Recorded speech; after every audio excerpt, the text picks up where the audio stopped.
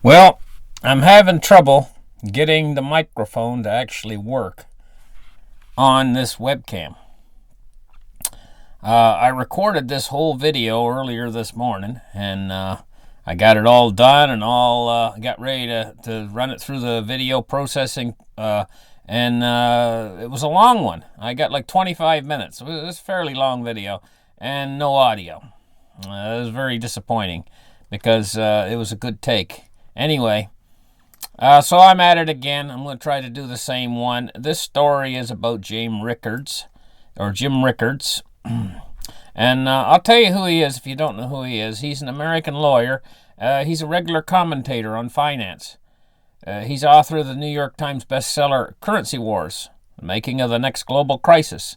It was published in 2011. He also published The Death of Money, The Coming Collapse of the International Monetary System in 2014. He published The New Case for Gold, published in 2016, and The Road to Ruin, The Global Elite's Secret Plan for the Next Financial Crisis, also published in 2016. So listen to what he's saying here in his book title, The Global Elite's Secret Plan for the Next Financial Crisis. So this crisis, according to his book, is planned. I want to tell you something.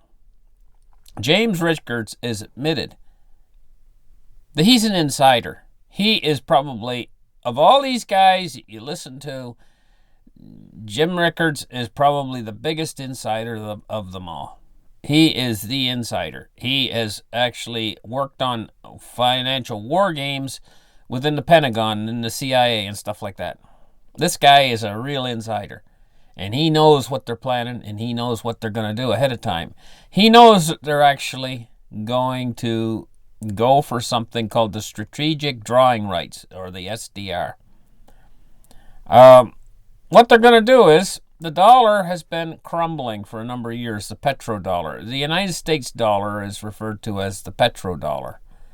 That's because oil, a deal that Kissinger signed way back years ago with the OPEC nations, stipulated that the United States would offer military assistance to protect the OPEC nations. In return, the OPEC nations would only sell their oil for U.S. dollars. So it made a special deal with the OPEC nations. And the United States has kept up this deal for years. They've protected the OPEC nations, and the thing is they're still offering protection. Saudi Arabia just recently signed a $100 billion deal with the President of the United States to buy weapon systems that can potentially bring their weapon systems up into the 21st century, so that they can really fight on a scale. The Saudis can really fight on a tremendous scale. They're going to have the latest, greatest weapons systems. So they're going to buy them off the United States. This is part of this ongoing deal that's been going on for a long time. But the petrodollar has been being eroded from within. And it's reached the point in that erosion where the last final stages of the petrodollar is going to disintegrate rather rapidly.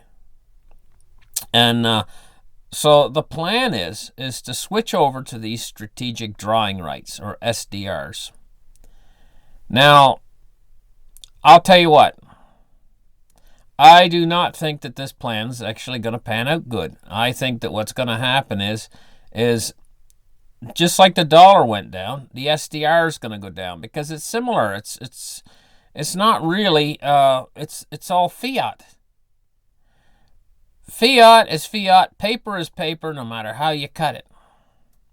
Now, getting back to Jim Rickards, he graduated high school in New Jersey in 1969, and then he went to Johns Hopkins University, and in 1973 he graduated with a BA degree with honors. And in 1974 he entered the Paul H.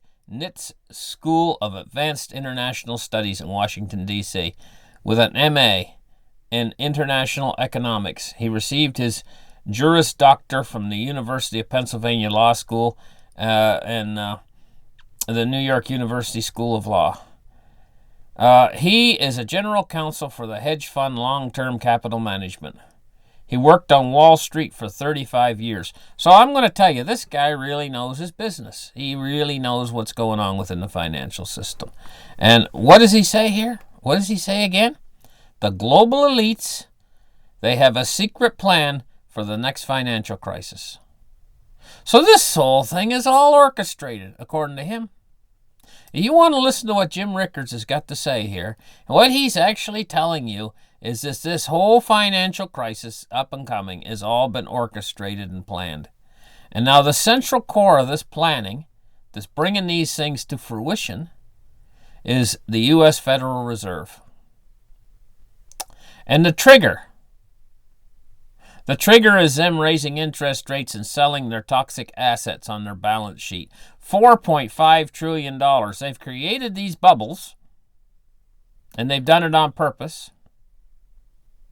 It's called forced debt creation. That's what it's called, them creating these bubbles. They're forcing this monetary units into the system, creating these huge asset bubbles on purpose. And then when the timing is right, they're going to pop all of this. It's all planned. Almost like a party when a bunch of girls get together and they decide to blow up balloons. And they know in the back of their mind they're going to pop all the balloons later. You know, and this is what they've been doing. They've been blowing up these bubbles and they plan on popping them.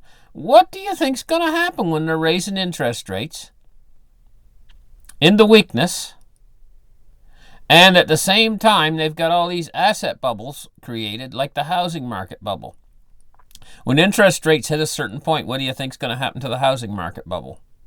What do you think's going to happen to the auto loan bubble and all the autos that they've sold everywhere? They've sold them to almost anybody who has a pulse. If they can walk up to a guy and they hold a mirror in front of his face and if steam forms on the mirror, they say, okay, you're guaranteed a loan to this automobile, brand new automobile. Brand new automobiles for everybody. They've sold them to all those people now. And also what they've done is they've filled up all their car lots with all new cars. They've filled up their inventory now at this point. The whole thing's ready to rupture. It's a giant, enormous bubble. What about the student loan bubble?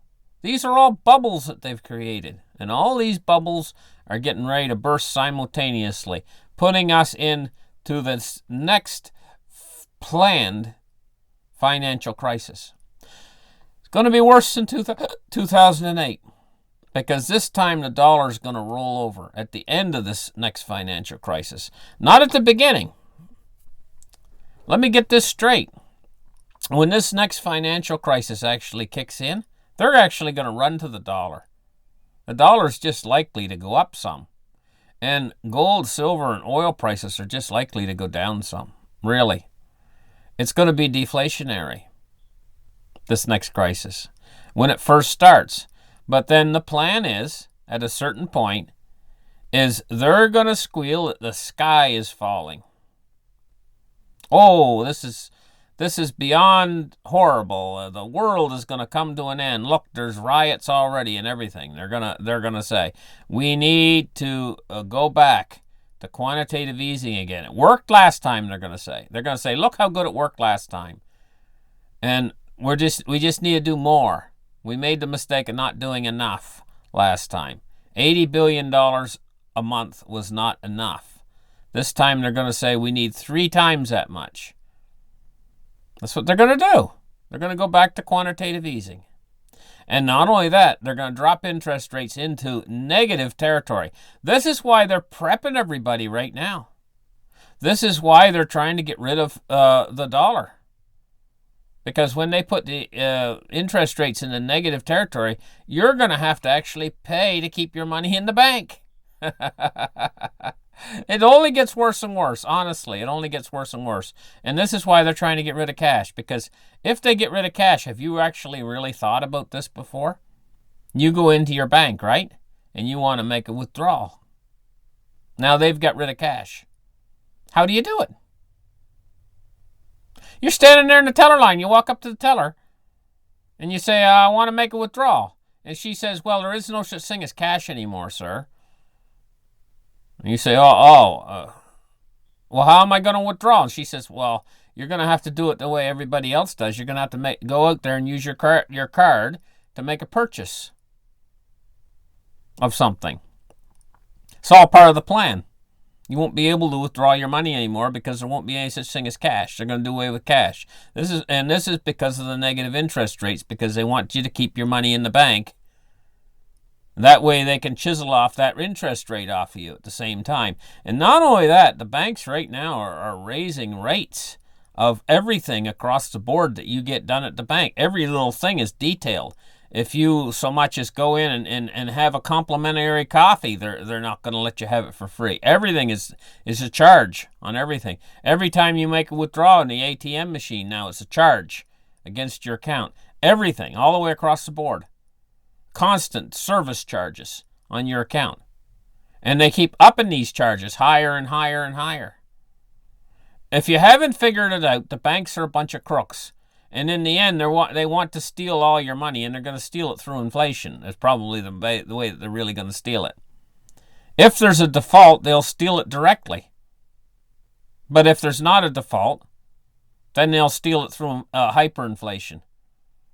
Either way, they're going to get your money if you got your money in the bank. You're not going to be allowed to keep it. This is the biggest criminal bank heist in the history of the world. And Jim Rickards, he knows what they're up to. Except he is saying that they're going to try, and he's right. He's exactly right. He knows that they're going to try to use the SDR. But will it be successful? I've heard him talking before, and he says that he doesn't really know whether the SDR will be successful or not. He's not sure. I don't think it will. I don't think the SDR will be successful. And if it's not, can you just imagine the price that gold and silver and Bitcoin and all these cryptocurrencies are going to go to? Because they're going to be on the elevator going in one direction, while the dollar's going on the elevator in the other direction. And the desperacy of the people out there that are going to want to get off of that elevator that's going down to hell. The elevator's going to be dropping to hell, and they're going to be on it with their dollars, watching their dollars disintegrate in value. And can you imagine how desperate they're going to want to be to get on the other elevator that's going up? And how envious they're going to be of all the people who were smart enough to get on the elevator that's going up beforehand? And now they're losing everything and there's nothing that they can do about it? Can you imagine the desperacy out there that's going to be out there? And it's all going to be depending on what side of this trade you're on. Whether you come out of this situation clean or if you come out of this situation losing everything. Now, I've heard these people talk about cryptocurrencies, you know. They say, well, I don't like cryptocurrency, they say, because what if the internet goes down, they say. Where will you be then? Well, I'll tell you what. We've gotten to a situation in this world where if the internet and the power goes down, you're toast anyway. You're done. You're done anyway, right? But look at your treasury bonds and things like that. They're all connected to the internet. And they're only as safe as the US dollar. They have one more party attached to them. Let's take your treasury bonds, for instance. US treasury bonds. They're not only connected to the internet like Bitcoin. If the internet goes down, they go down. Treasury bonds go down with the internet too, just like Bitcoin, right? But there's another party connected to the treasuries as well. The United States government. They're only as good as the United States government. That's one more party. So the Bitcoin is actually less dangerous than U.S. Treasury bonds because it has that one less party attached to it. It only is connected to the internet. So the only way you're going to lose on the Bitcoin is if the internet goes down. Whereas U.S. Treasuries, the internet goes down, they go down, and added is if the United States government goes into default, then they go down as well. So there's one more added risk, more than Bitcoin, to U.S. Treasuries. So Bitcoins, if you use a logical way of thinking, are actually safer than United States Treasury bonds. But, I'll add a caveat. Volatility. U.S. Treasury bonds are not affected by the volatility that's affected by Bitcoin. But you got to understand something about Bitcoin. Just as quick, when I'm talking about Bitcoin, I'm actually talking about all the cryptocurrencies across the board. Just as quick as they can go up, they can go down. So when you're purchasing them, remember the volatility. Remember that you can see your purchase price go way up. They can go way up, or they could go way down. That's the volatility, and that's the risk. That's the bigger risk. The U.S. Treasuries aren't near as volatile. They have more stability. They're not going to go down like that, you know. So it all depends on if you have an appetite for the risk involved. But I'm going to tell you, the more likely scenario with cryptocurrencies is that they are going to fluctuate downwards, but the lows are never as low as the highs are always higher than the. So the highs are always making higher highs. And the lows are never as low as the previous lows. So it's a wave pattern, but it's a wave pattern that's been going up and up and up for years now, and it shows no sign of abating. I don't see any sign of it abating. That wave pattern is going to carry them up higher and higher and higher and higher. So the real strategy is long-term hold. Buy cryptocurrencies. Hold for the long term. Better than U.S. Treasuries any day. And what about gold and silver? Physical gold and silver is your safest bet in the world. Better than any day, better than U.S. Treasuries. U.S. Treasuries are not even as good as cryptocurrency. And this is just looking at it from a logical way of thinking, although they're not as volatile. So, where do you want to put your money right now? This is the most difficult time in world history to figure out where to put your money. But I'm going to tell you, you want to diversify. And because it's such a difficult time in U.S. history, if you're asking me for what I think about where to put your money, I think diversification is the key. You want to have a certain percentage of your portfolio in gold and silver. Now, a lot of these guys, they'll say 5 or 10%. I think it's more like 20 or 30% in physical precious metals. I think a higher percentage in physical precious metals. And you want to have a little bit of cryptocurrency in your portfolio as well. You know what I mean? And if you want to have some stocks and bonds, that's fine too. You know? But diversification is the key. Not having everything in just one thing. Not having everything in real estate, for instance. You know? And if you're going to buy real estate, you're better off actually probably buying farmland. Because you're going to find that property taxes will eat you to pieces. And maintenance, if you buy houses and stuff, say you buy 5 or 10 houses, you're going to find that maintenance is going to eat away at you, and property taxes are going to eat away at your investment. And so that's a problem. But now, if you're buying a whole, say, block of rental units, and you've got good tenants in them, and you've already got somebody that's going to take care of the whole thing and continue up, and the maintenance is all packaged in, then that's a different story, you know?